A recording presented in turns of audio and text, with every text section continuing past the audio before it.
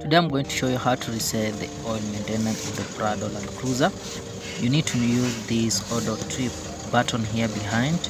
You need to long press. After long pressing, you need to reset the trip A and trip B. Trip A, you need to long press reset, then trip B do the same. So you have already reset trip A, then you have already reset trip B. Then you have to put ignition off. Remember, you are doing when the engine is running.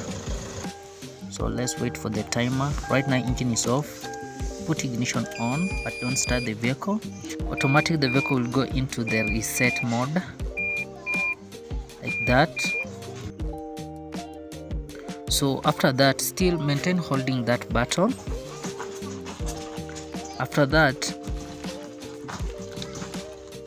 you need to reset, to press that button from 1 up to 20, like that.